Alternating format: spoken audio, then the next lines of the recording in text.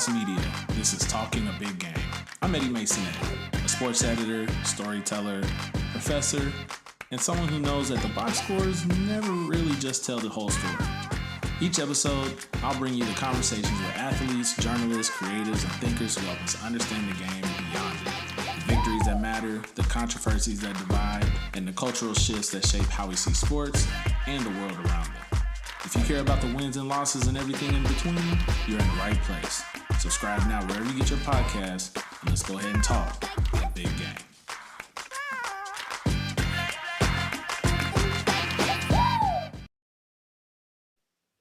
Ladies and gentlemen, boys and girls, I'm back, Eddie Maisonet, talking a big game. And today it just felt really on time to bring in the homie. I haven't talked to this woman. It's been a while since we've actually done some media together. Yep. But that hasn't stopped us from exchanging a tweet, a text. Obviously, I'm talking to the one and only Reeta Hubbard, an NFL chick, doing her thing in Baltimore, holding it down for all types of radio coverage with the Ravens now. You doing writing now. I don't have enough time to actually talk about how proud of you I am, Thank you. given some of the conversations and experiences that we've had in the past. Thinking about how it's kind of full circle, I just give nothing but a tip of the cap to you first and foremost. So how are you doing? I'm good. And I got to give you your flowers. I'm very proud of you and everything that you've done since, Ed the Sports Fan and the NFL Chick blogs. We come a long way, friend. So We OGs we now. OGs now, friend. We are old officially. But the game hasn't changed. Sports never changes. So we always have conversations like one we're about to have now. Yeah, this is a good conversation we're going to have. By the way, are you listening to Talking a Big Game on Littlehouse Media? This is episode 1. She doesn't even know. This is episode 1. I'm actually launching right now. And so this is the first episode. And so one of the things that I really wanted to focus on when you guys are listening to this pod, one of the series titles you're going to see time and time again is, how are we getting this wrong? I thought Reeta was the best person to talk to about this because we all saw what happened Sunday night between Lamar Jackson and the Baltimore Ravens and Josh Allen and the Buffalo Bills. That was a slugfest. They have consistently given us fantastic games to enjoy. But Reeta, we also saw how that ended. And let me know if I need to send some cocktails or brown liquor your way. Now, Yeah, it over. Thank you. It's gonna be long. I got some. You can see it. You can see it in the corner right there. I got some for you right there. But you have to tip your cap, obviously, to the Buffalo Bills and what they're able to do and come back the way they did. I remember watching the end of the game, and we talked about this before we went live. That felt like such an unfortunate series of events for the Ravens. Understanding those were the 2 MVPs of the last 3 to 4 seasons, showing you the absolute best of what they are. And then it hit me like an hour later. This is about to go really poorly for media coverage of the Ravens in the next 24 hours. We wake up on Monday and people are getting their hot takes off about Lamar, about the organization, about their past issues. And then I heard Bill Simmons, the Ringer, come out and say, can we trust these Baltimore Ravens? Now, to be fair, he said this before the season started, but his comparison was, do these Ravens remind us of the James Harden Houston Rockets in the sense of, are they able to close a show? Can you trust them in a big game? And I want to pitch that to you of, is that something that actually holds water? And how do you see it, maybe glass half full or maybe glass half empty, because you're closer to it more than most? Yeah, I mean, obviously, I think there's a lot of truth to that. I mean, they've in the Lamar era, they've been to one AFC championship game, one, and shot themselves in the foot again against the Chiefs because they ran the ball 6 times. You know what I mean? And the Chiefs had the 4th ranked pass defense. Oh, so yes, they don't have a tendency to finish games. And of course, by now, if you are listening to this podcast, you know that there's been a stat that's going around, like Harbaugh has had 17 fourth quarter lapses, right? And everybody's saying that, oh, this Bills one was the worst. No, it wasn't. Miami, just a couple years ago, they were up 35-14 in the fourth quarter. That's 3 scores. 3. 3 scores, not 2, 3, Right. and they turned around and gave up 28 points. So, no, it's not the worst one, but does it hurt the most just because of all the hype that was going into it? These are 2 teams that ended the Ravens season last year, then the MVP talk from last year. Sure, it feels like it had more impact, but it wasn't the worst Right. one. In terms of the Lamar Jackson conversation, I think we need to stop. If you think that what happened yesterday is a Lamar situation, I'm not really sure. To me, it's just you have decided to stand 10 tones down in quicksand about the Lamar Jackson narrative that you have created in your head about him, and you don't want to change your mind. We are entitled to receive more information about something and change our minds. It's okay to be wrong about things. Okay. We don't know all the things. And if you were one of those people that thought Lamar wasn't going to be a competent quarterback, okay, it's okay to be on the right side of things. You look at last night's game and saw that the defense gave up 22 points in the fourth quarter. Mm. Derrick Henry fumbled a ball, something that he really doesn't do often, No, and not said at that all. this is Lamar Jackson's fault, who, by the way, was number 1 in quarterback rating going through today, which is Monday, because the Monday night game has not started yet. Then it's a you problem. It's not a Lamar Jackson problem. It's a you problem. You have decided that this is the narrative that you want to keep when it comes to him. And you're going to continue to be wrong about this. And you think that because he doesn't have a championship, that you're right about this. There are a lot of great quarterbacks who did not win championships. Every great quarterback that we've seen has not won a championship. It just works like that somehow. Also, this is not the end of the Lamar Jackson quarterbacking era. And we have to remind ourselves that it took Peyton Manning, 7, 8 years for him to win his first Super Bowl. You know what I'm saying? And so, or reach his first Super Bowl. Forget, you know, winning one. So I think that what we have to start doing is, because it's very easy for y'all to do this with Josh Allen, and I commend what Allen is doing, because the receivers that he has on paper, nobody's scared of, but clearly they have a rapport and they have a chemistry that is working well for them in Buffalo. How that's going to transcend if they ever make it to the Super Bowl, I don't know, but obviously they have that for them. But for you to say that this is a Lamar thing at this point, you're the problem. It's Yeah, I'm so glad you spoke about absolutes because my boy turns 4 in 2 weeks, and I tell him 7 days ago, "Hey, you can now ride your scooter next Monday." He's gonna hold that as an absolute truth, no matter what happens. It could be snowing, it could be torrential hailstorm outside, it could be 137 degrees. He's like, "Daddy, I want to ride a scooter. Yep. You said we could do it," and I'm not changing my mind. I'm like, "Okay, well, you're almost 4 years old. So I guess absolutes are real." But to your point, we have been able to come around on Josh Allen. And I think if you still needed coming around on Lamar Jackson now, like, well, God bless you. I don't know. There's probably no helping you at this standpoint.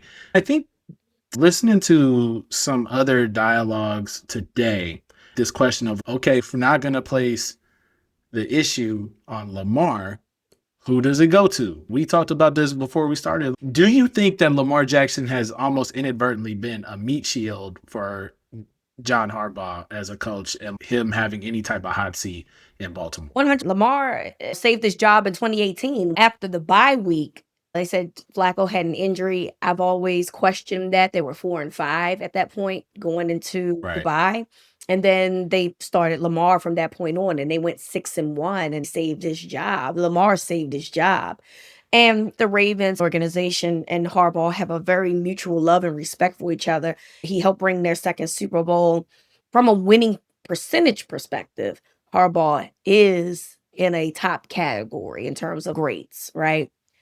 Just looking at his career. When you get into the teeth of it all, you start to wonder, there's a clock management problem. Andy Reid has won multiple Super Bowls, and he had a clock management problem. John Harbaugh is an Andy J, by the way, so he gets it. There's a clock management problem, but Andy Reid has not had 17 fourth quarter mishaps happen to him in his career. That's the difference, right? You have to start thinking about what it is that's going on. There's a lot of people here in Baltimore that feel like John Harbaugh is a loyalist when it comes to who he brings in, like him promoting Zach, who really didn't have a lot of experience in terms of being defensive coordinator after Mike McDonald left.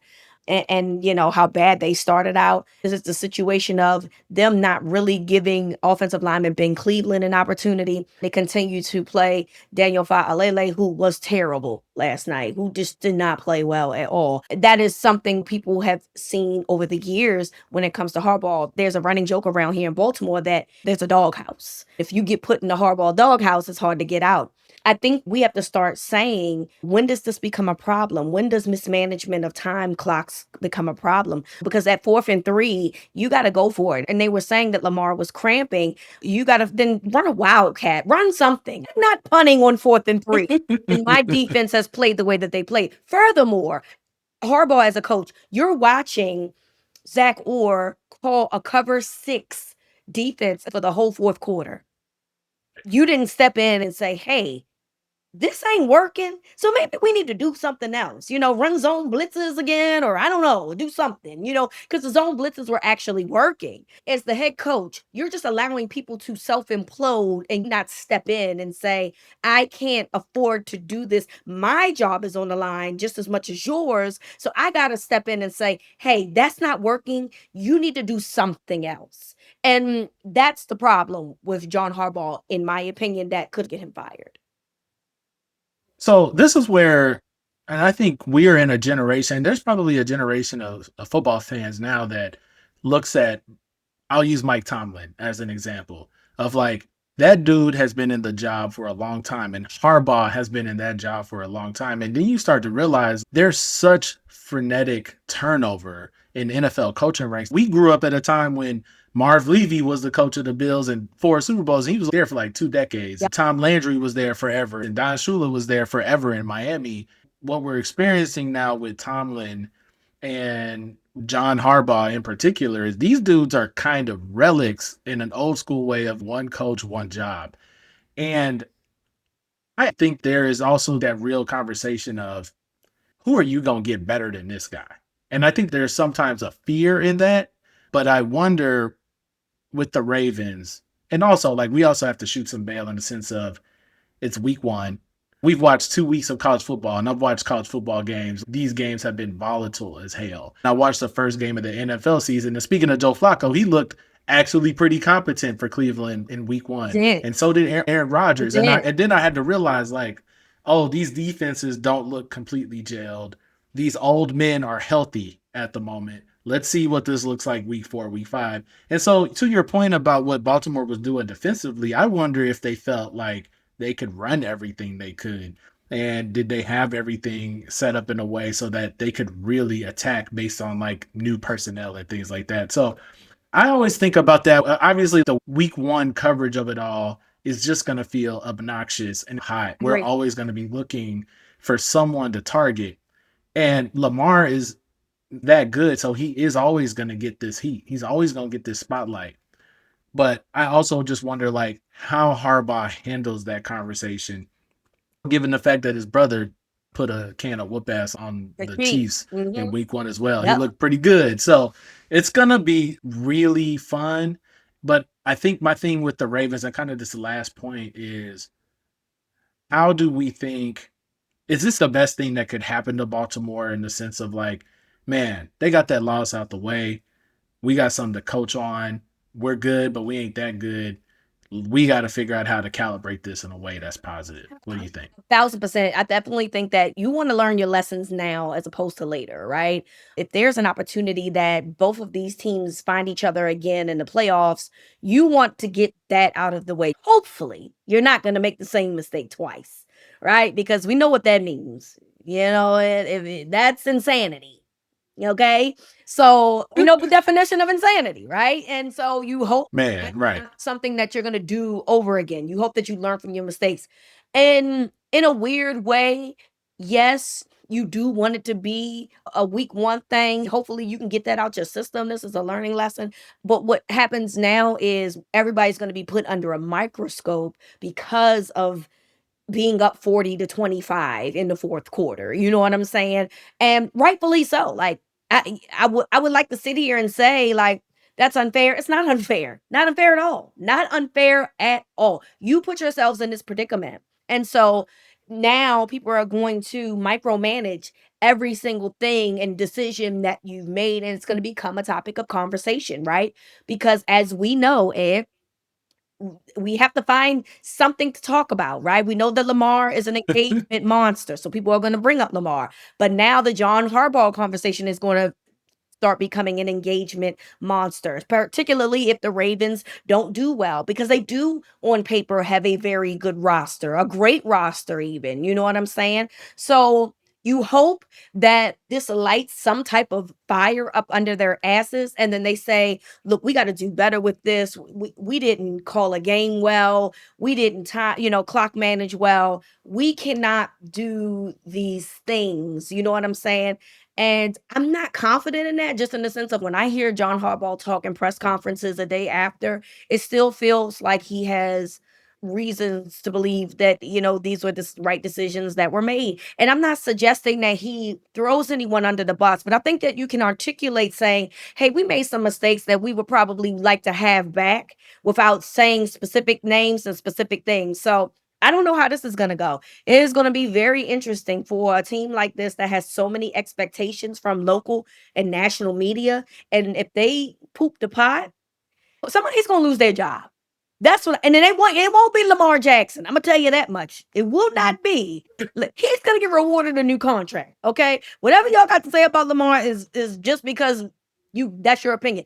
Lamar is gonna be just fine. He's going to be fine, but somebody's gonna lose their job if this does not get better. Guaranteed, if somebody loses their job in Baltimore, we'll be calling Reeta back here and be like, please help explain this because what in the hell? But I want to take a quick break here and transition because coming up next, speaking of coaches on the hot seat, there's a boy in Gainesville that might be getting the boxes ready to get up on out of town. This is Reeta. This is Eddie. This is Talking a Big Game. We'll be right back. Welcome back to Talking a Big Game. Reeta, Eddie. Reeta, I wanted to ask you this question because, I'm a fan of them Oklahoma Sooners. Yes, you are. You see OKC on the hat, right? Your boy, Brent Venables, former Clemson defensive coordinator, now coach at the Oklahoma Sooners, that boy's seat was hot. Them folks in Norman, my Uncle Bill in Seattle, who was loved the Sooners forever. He's loved the Sooners longer than he's loved me. And he was like, I don't know if that boy Venables got it. And I'm like, give him another year. Now I'm like, maybe my uncle's right. Let me tell you something. When they was holding up against that Michigan Wolverine front and they was playing bully ball, I was sending text messages in all caps. I was feeling really good. I was pouring top shelf scotch on Saturday night. I told my wife, watch out. But anyway, look, we ain't gonna talk about all that right now. Unfortunately, down in Gainesville, that score looked a bit differently as Florida happened to fall to directional school Florida, South Florida, 18-16. And boy, they are not happy with Billy Napier. Here's my thing. Asking, what do we get wrong about these Florida Gators? Should we have seen this coming? I've watched Florida for a while, and I've been watching Billy Napier for a while. And the man has never actually seemed to give me any pause, any reason to believe any success he has is sustainable. But I can admit, watching that SEC documentary on Netflix with DJ Lagway, I was like, oh, that boy got dog in him. Oh, he real. And I was like, if I'm going to bet on anybody, maybe I'm going to bet on DJ Lagway. After 2 games and looking at the rest of the schedule, is it time to cancel Christmas in Gainesville? What do you think? I'm not ready to do that yet. 4-5, and then they ran the table and they beat ranked LSU. They beat ranked Ole Miss. I'm not about to do that yet. I think there's a couple of things here. First, and this is the most important part, is that Lagway has not played well. Lagway did not play spring ball, and he didn't play summer practice either. He did a little bit of summer practice at the end, but he was dealing with the injury. He was seen with a boot like just a month ago. So he has been very rusty because he's not played a lot this spring and summer. And I think that what you're seeing from Lagway is him still just trying to get adjusted because he's not done a lot of playing. They also have some injuries at the wide receiver position. Dallas Wilson that they took from Oregon. It's a 5-star kid. He's supposed to be the real deal. He hasn't played yet. I think Mizell has not played yet. There's some guys that have not played. I think that defense has done their job. They've done what they could. And then on Saturday against Florida USF, they had 3 touchdowns negated, all on offensive penalties. So obviously that changes the trajectory of the game. And then you have that young man who spit, who then put them in position to go in field goal range. Why did you look so... Florida is the You look so disgusted. because he needed his ass beat. That's why I'm disgusted. Like, luckily y'all be doing this on the football field and not in real life, because the real life consequences could be life or death. That's all I know. You know what I'm saying? And I'm not suggesting that anybody do anything. I'm just saying that that's an offense. You can't tell somebody how to react to something like that. And so the Florida is the crash out case. A couple years ago, remember the dude threw the shoe in the LSU game and that they lost. Now this dude is spitting. And so yes, and people will say that's coaching, because like, how do you not have your boys in check and keep them composure? I'm not sure how I feel about that, because at the end of the day, these young men are still their own individuals, and they're going to do the things their emotions allow them to do, particularly when their adrenalines are high. Not making any excuses, just simply saying that Napier can't control 90 guys. It's just hard to do. Ask the people in Georgia when they be getting arrested for them DUIs. No speeding tickets, them DUIs. That's what they be doing. Man. I think that Napier's system is good. I think it has the potential to be really good. We saw what it could look like when Lagway came in last year. But first of all, I hate him as a play caller. Not big fan of his as a play caller. I would love for him to relinquish his OC responsibilities, which he confirmed today that he is not going to do. So I just don't know why he just likes putting himself in these types of situations. Maybe he likes his feet to the fire. It must be fun for him. I just think that this is a team that really has to rely on the quarterback situation getting back to what it was. It does feel like that there's some regression there a little bit from Lagway, particularly because he's not had a lot of playing opportunity, and you hope that he finds his way. His short and intermediate passes were pretty good, but his long ball is just not there right now. I know that LSU was 3, but offensively, LSU doesn't look great to me. Yeah. They didn't play that well. You know what I'm saying? And so you hope that Florida can compete with knowing that, like, they're still trying to figure it out on offense, even though their defense is holding them up. I just really think that, let's say they end up 2-2 after 4 weeks, right? Obviously, that's not going to be something good with the people that put the boosters and the donors and all of that. I know they're not going to love that. But with the schedule being so brutal, and if you can come out of that, winning one of these matchups coming up, because you got LSU and then you got Miami afterward, you got to take that and see where you can go with that. And I just don't know how I feel about firing somebody in the middle of a season. I don't know how that's supposed to help anybody. I've never been a proponent of that, and I stand by that. I mean, you paying a guy, you might as well let him finish it out and see how it goes, because if you would have fired him last year at 4-5, you wouldn't have been able to see the end of the road, which led to the 3-game win streak that you did have, and 2 against ranked opponents. He definitely is on a leash. Florida boosters are long tired of, and they have so much talent. It's frustrating. They have talent from 4-star perspective. They are like top 20 in talent. It's just, for whatever reason, it's not clicking at the moment. So you hope that as a couple weeks go on, they get the rolling and Wade can start getting comfortable again. But his leash is as short as is anybody's. And whether it be college, pro, high school, doesn't even matter. Yeah. And the thing is with Florida, there's a couple of things. Like, I think watching Napier, you made such a good call out about his play calling and some of the odd decisions. At times, yes, that can make them look really poor against South Florida. That high variance also means they can shock the world and beat LSU or one of the best teams in the country. And I think there's always like this conversation too of like how good is Florida supposed to be? And we recognize like, Florida is in that state with all them dudes, all that money and access to the rest of the South. But they're also coming up into a time where, is Florida State actually going to figure this out? Like, that's always going to make things tricky. And Miami looks like they've kind of figured it out. We've seen what happens when Miami, Florida, and Florida State have all been good at the same time. We probably grew up in a golden era because that's not common. Yep. It's not common that all three are really good At the same time. and if you get two of them to be good, that's enough of a blessing because they all are willing to play against each other. Given like I start asking the question of just hyper competitive SEC, hyper competitive in-state. You have a coach that seems to want to hit on 17, forget 16 or anything. He's hitting. And so like there's just so much boom or bust there.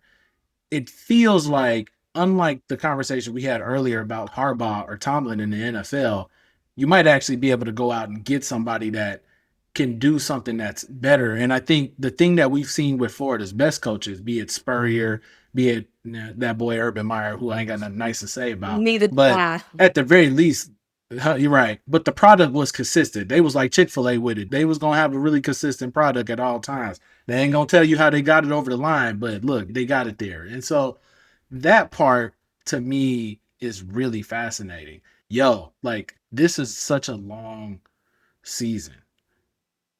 If he gets to 8 wins, is that going to be enough? But it might be enough because they have the toughest schedule in the country. 8-4 might be enough. Can I ask a different question? You would know this. Because we talked about Baltimore before. Whatever you want to say about Baltimore, and the reason why I don't think they'd ever fire John Harbaugh is the players seem to like him. Do people like Billy Napier? I talk back about Venables. That people like him. They like him. Yeah, I think so. Yeah. And I think that when you look at how they responded to so much adversity last year and the embarrassment that they dealt with last year, I do think that the players still respond to him. I do think that at any given moment, when you lose one guy, that's when you got to start. That's not the issue. But if the losses start piling up and the schedule gets harder, I think you got to be like, hey, I don't think that this team has fully accepted what this program is under Billy Napier, and then we might have to move forward. So he definitely has to keep these guys in line. They are going to be the key to what keeps him having a job or not, both on and off the field, right? Because again, when I watched that game last week, a lot of that was just lack of execution. But we have to blame somebody, right? And what do we always do? We blame the head coach. Head coach is not responsible for a lot of things, but these players nowadays is getting paid, right? So they out here getting paid and they're not producing. You know what I mean? I watched Lagway miss so many layups. We're not having that conversation. Like I have seen people have like make jokes or whatever, but not enough. There's more Napier talk than Lagway talk about his play in that game.